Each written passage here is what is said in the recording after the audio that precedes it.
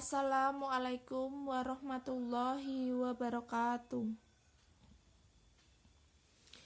Sebelumnya, perkenalkan, nama saya Sylvia Dila Yohana, NIM 1702967. Saya mahasiswi K3 FKM UAD. Di sini saya akan menyampaikan sedikit materi safety talk yang bertema kejadian kecelakaan akibat kerja dan penyakit akibat kerja yang ada di lingkungan kerja. Rekan-rekan semua pasti paham apa penyebab dari kecelakaan akibat kerja atau KAK dan penyakit akibat kerja atau PAK yang ada di lingkungan kerja. Lalu, upaya apa yang akan kalian lakukan untuk meminimalisir resiko kejadian tersebut? Di sini saya akan membahas sedikit tentang faktor penyebab dan upaya untuk meminimalisir resiko tersebut. Faktor penyebab dari KAK ada 2 faktor. Yang pertama adalah unsafe act atau perilaku yang tidak aman. Kemudian yang kedua ada unsafe condition atau kondisi yang tidak aman. Contoh untuk yang unsafe act atau perilaku yang tidak aman diantaranya adalah menerobos lampu lalu lintas, kemudian kecerobohan dari pekerja, kemudian ketidakhati-hatian dari pekerja, lalu tidak menggunakan APD yang tepat, kemudian pekerja mengantuk akibat dari kurang istirahat, kemudian kecerobohan di sini bisa dari yang pertama, misalkan pengendara motor menyalakan lampu sen ke kiri padahal ia akan belok ke kanan. Kemudian pekerja itu kurang fokus atau melamun. Nah, untuk yang faktor penyebab dari unsafe condition atau perilaku atau kondisi yang tidak aman ialah jalan berlubang, lampu penerangan kurang, kemudian hujan lebat, lampu lalu lintas mati, kemudian barang atau muatan yang diangkut itu terlalu berat sehingga menyebabkan kecelakaan. Kemudian kendaraan yang digunakan itu sudah tidak layak pakai, maupun alat yang digunakan juga sudah tidak layak pakai. Kemudian untuk faktor penyebab penyakit akibat kerja diantaranya adalah dari faktor ergonomi. Itu ada posisi kerja yang tidak benar, sikap kerja yang tidak benar, kemudian lingkungan kerja yang tidak nyaman. Dan untuk faktor biologi itu terdiri dari virus, jamur, bakteri, dan sebagainya yang menyebabkan penyakit akibat kerja itu sendiri. Kemudian faktor kimia.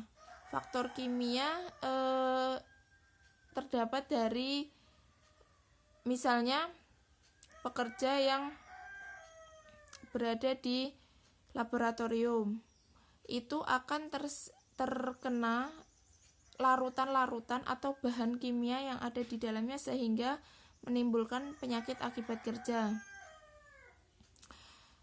Kemudian faktor fisika, ada kebisingan yang menyebabkan ketulian, kemudian getaran yang menyebabkan penyakit akibat getaran. Kemudian ada iklim yang panas atau paparan panas yang sangat lama terpajan, itu menyebabkan heat stroke, kemudian heat stress, kemudian heat cramp, dan sebagainya.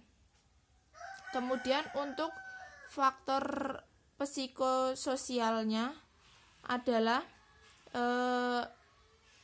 lingkungan kerja yang tidak nyaman, misalnya seperti rekan kerja yang tidak tidak baik kepada rekan kerjanya, selalu memojokkan teman kerjanya, dan sebagainya. Kemudian saya akan membahas upaya apa yang bisa dilakukan untuk meminimalisir resiko tersebut. Yang pertama, upaya untuk meminimalisir resiko kecelakaan akibat kerja. Di antaranya adalah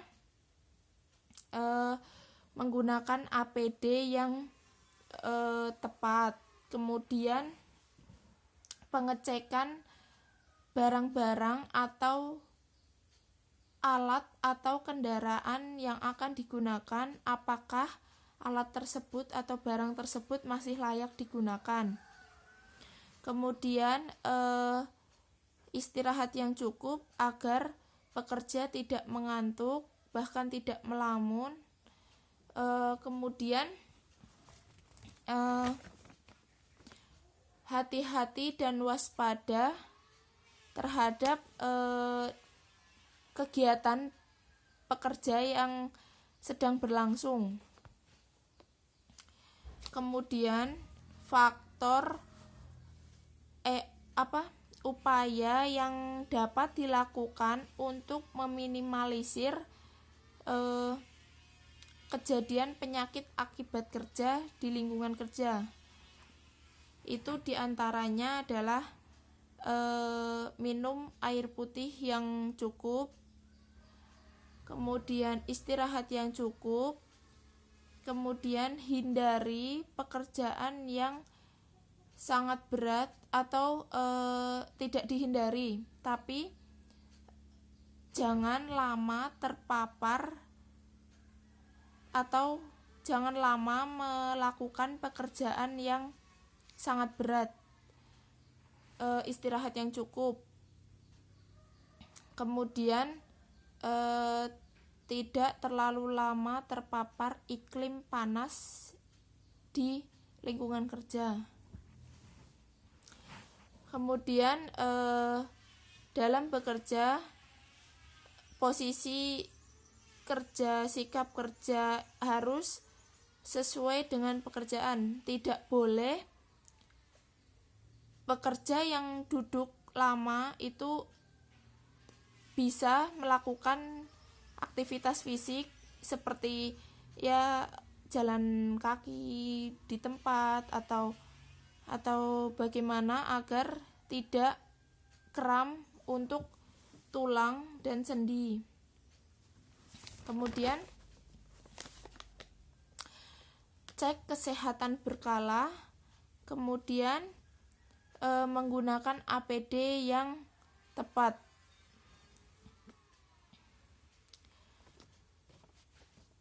Sekian yang saya dapat sampaikan. Apakah ada pertanyaan dari rekan-rekan semua?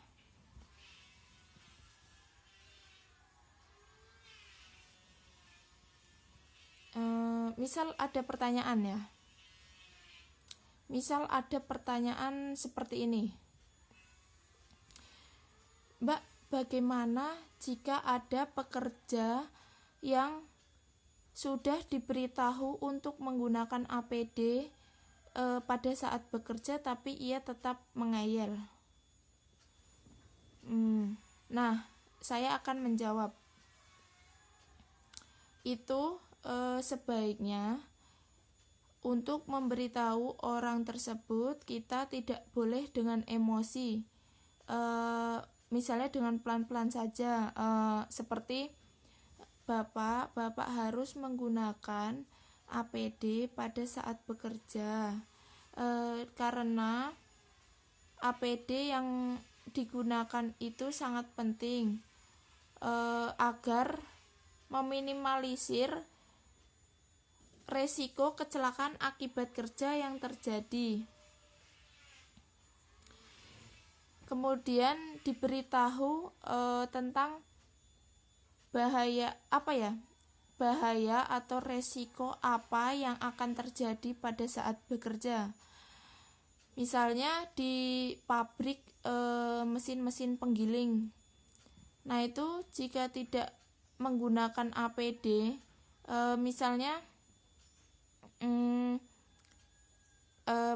akan menyalakan mesin penggiling tersebut, itu kan berhubungan dengan listrik. Nah, jadi sebisa mungkin kita tuh menggunakan sarung tangan yang tidak menghantarkan listrik juga. Jadi bisa pakai sarung tangan yang kain yang tebal itu agar tidak tersengat listrik.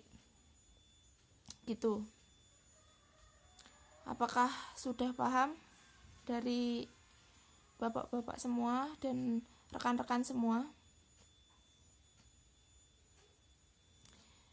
Jika tidak ada pertanyaan lagi, saya akan mengakhiri safety talk kali ini. Sekian dari saya. Apabila ada kurangnya, saya mohon maaf. Wassalamualaikum warahmatullahi wabarakatuh.